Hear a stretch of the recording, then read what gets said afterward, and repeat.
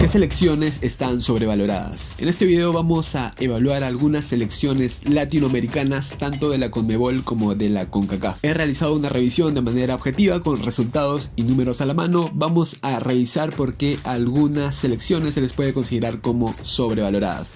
Recuerda que si tu selección aparece aquí, no se está atacando a tu país.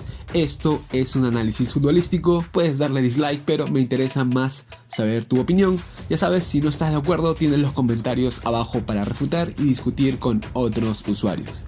Voy a empezar con esta selección porque está sobrevalorada Colombia. Empezamos con este Mundial de Brasil 2014 que se jugó hace poco más de 5 años, hace no mucho. Colombia llegó a este mundial como cabeza de serie, por encima de selecciones como Holanda, Portugal, Italia, Inglaterra, Francia. Pese a que recién clasificaba a un mundial después de 16 años, lo ubicaron como cabeza de serie. En la última Copa América que jugó, la de Argentina 2011, previa al mundial, solo había logrado pasar fase de grupos y fue eliminada por Perú. Es algo que nunca entendí, cómo fue cabeza de serie Colombia de este mundial. Ahora bien, no hizo un mal mundial, de hecho llegó hasta cuartos de final, pero si lo analizamos a detalle, tenemos que ver que tenía un grupo muy accesible. Justo por ser cabeza de serie esquivó a varios equipos top, sobre todo de Europa. En octavos se enfrentó a un Uruguay disminuido que perdió a su goleador Suárez previo al partido por el mordisco a Chiellini, y en cuartos de final fue derrotado por el peor Brasil de los últimos 50 años. Este Brasil no pudo derrotar ni a Chile ni a México antes, pero sí a Colombia. Luego, como todos sabemos, este Brasil sería masacrado por Alemania, pero esa es otra historia. Sigamos avanzando y vemos que en la Copa América de Chile 2015, Colombia entra en un grupo que debía dominarlo junto a Brasil, pero terminó pasando como tercero, por abajo de Perú.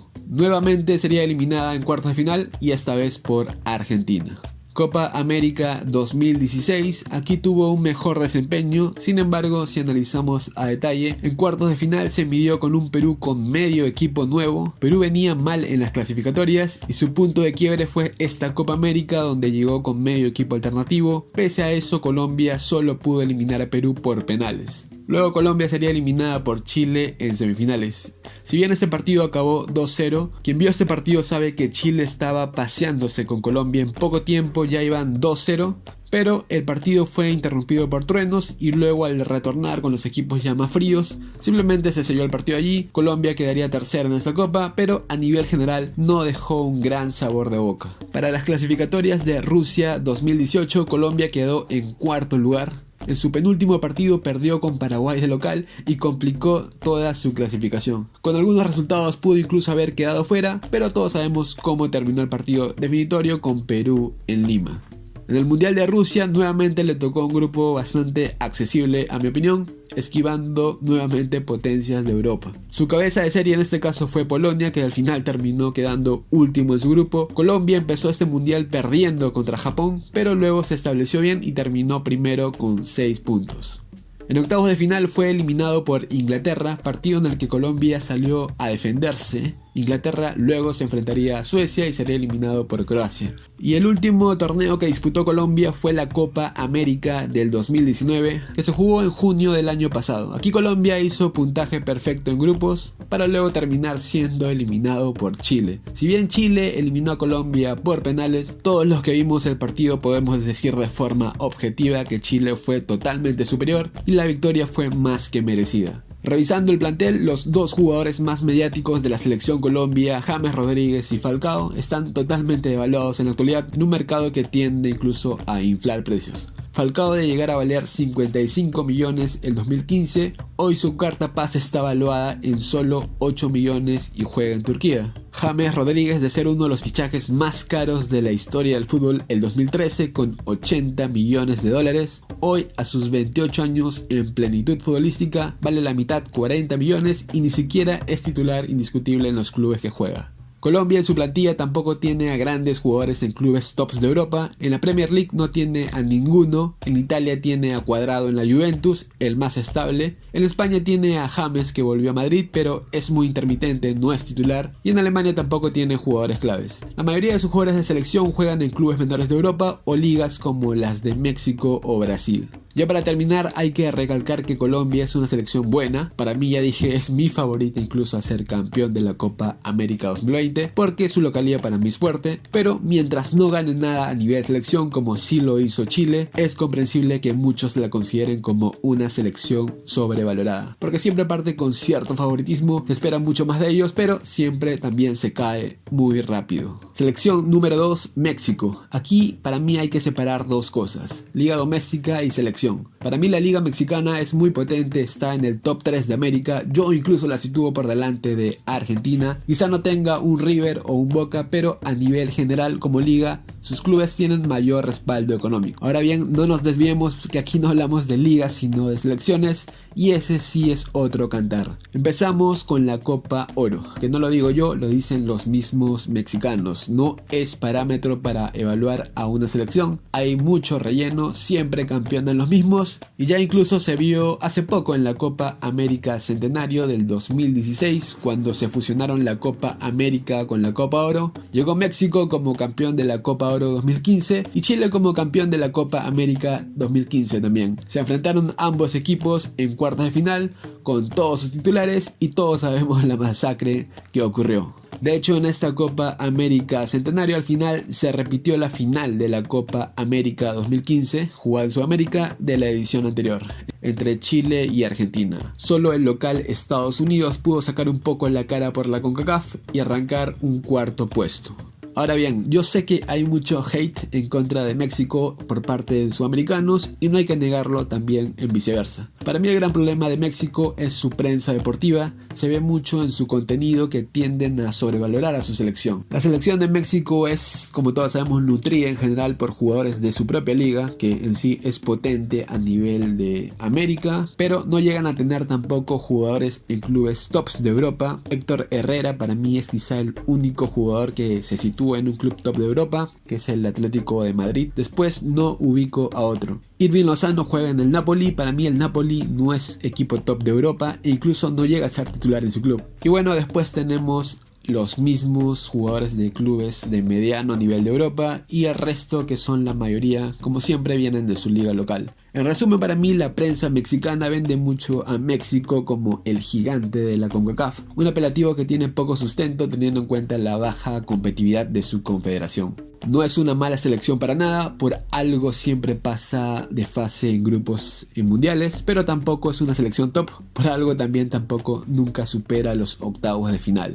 Sudamérica se ubicaría para mí en ese famoso segundo pelotón de selecciones que pelean el repechaje por clasificar a un mundial. Selección sobrevalorada número 3, Uruguay. Esto es algo más personal que lo he descubierto como creador de contenido de fútbol aquí en YouTube. Yo era el típico hincha que después de su selección apoyaba a Uruguay porque es un país de Sudamérica muy neutral, con pocos antis, país pequeño pero con buenos jugadores, además está alejado de todos, solo limita con Argentina y Brasil. En resumen, es la típica selección que es fácil de apoyar. El problema resulta cuando por X motivos no considero a Uruguay un grande de Sudamérica o un fijo para clasificar a un mundial. Para mí el fijo y el grande siempre es Brasil, y aunque ha bajado un poco de nivel y ha perdido un poco de credibilidad por las dos Copas Américas que perdió contra Chile, también sigue siendo Argentina el otro grande de Sudamérica. Pero yo recién me entero que Uruguay, que es una selección que se ha perdido muchos mundiales, incluso hasta recuerdo, es la única selección de la CONMEBOL que fue eliminada por Australia cuando jugaba en Oceanía, en el repechaje para el Mundial de Alemania 2006, en el Mundial anterior del 2002 que clasificaron por repechaje, solo hicieron 2 puntos. Fue la selección sudamericana con peor performance, incluso por debajo de Ecuador, que clasificaba a su primer mundial. En Francia 98 y Estados Unidos 94, los dos mundiales anteriores, ni siquiera clasificaron. Nos adelantamos a Sudáfrica 2010, donde, ahora bien, cojamos con pinzas y seamos sinceros, este mundial del 2010 les tocó para mí un grupo muy accesible, la peor Francia de la historia, que hasta se peleaban en los entrenamientos, Sudáfrica, que clasificó por ser anfitrión, y un México más respetable al que se le ganó por la mínima. En octavos, Uruguay se enfrentó con Corea del Sur, una selección accesible, y en cuarto de final con Ghana, otra selección muy accesible. Tuvo una ruta bastante fácil hasta cierto punto para hacer un mundial de fútbol, pero incluso a esta Ghana, como todos sabemos, les ganó en un partido muy cuestionado. Pero bueno, bien por ellos que llegaron a las semifinales. Eso sí, en semifinales se topó con dos grandes de Europa, Alemania y Holanda, y recibió 3 goles en cada partido. Sé que lo que digo puede sonar como que desmerezco el logro de Uruguay de quedar cuarto en un mundial, y bueno, justo ese es el punto al que voy. Si Argentina y Brasil hubieran hecho lo mismo que Uruguay en este mundial, es decir, quedar cuartos en una ruta relativamente sencilla derrotando a Corea del Sur y a Ghana, para mí hubieran sido muy criticados. Pero si selecciones como Colombia, Chile o Paraguay, no sé, hubieran quedado cuartos de la misma forma, hubieran sido recibidos en el aeropuerto en aplausos. Ahora bien, ¿cómo fue recibido Uruguay después de este mundial en el que quedaron cuartos? Pues obviamente todos muy felices y en aplausos. Y esa es la realidad de la que hablo de Uruguay. Y no está mal. Son un equipo de mediano nivel en Sudamérica y es algo que ellos no toleran que se los digan. Es verdad que en estos últimos tiempos han mejorado mucho, pero son rachas. O sea, ahora están bien, luego van a bajar de nivel, tal como le ha pasado a Chile, tal como le ha pasado a Colombia, tal como le pasa a Perú. No es para mí Uruguay como Brasil o incluso Argentina, que permanentemente están siempre en una posición muy favorable. Pero bueno, regresamos con la Copa América del 2011, que para mí la ganaron y bien. Desde el 2010 es donde se gesta esta nueva generación de uruguaya, algo similar a la chilena de Bielsa del 2010 que acentuó el trabajo de Zulantay. Pero bueno, volvamos a Uruguay. A partir de esta Copa América del 2011, después de ganarla, tiene un rendimiento bastante irregular, que para mí es lo normal, pero ellos ven otra realidad al parecer. Al Mundial de Brasil 2014 clasificaron como quintos por el repechaje. Y por cierto, para esta clasificatoria del 2014 a Sudamérica se le dio una plaza adicional por primera vez en la historia. Clasificaron 5 equipos de 9. Sin esa plaza adicional Uruguay no clasificaba al mundial, pero bueno, clasificaron y en ese mundial se fueron en octavos de final, eliminados por Colombia, que por primera y única vez en su historia llegaba a esa instancia. Y en ese tiempo hubieron 2 Copas Américas muy próximas, la del 2015 y la del 2016. En la del 2015 Uruguay se fue en cuartos de final y en la del 2016 no pudo pasar fase de grupos y solo pudieron ganarle a Jamaica. En ese mismo grupo estaban México y Venezuela, por cierto, que no son selecciones de gran nivel tampoco.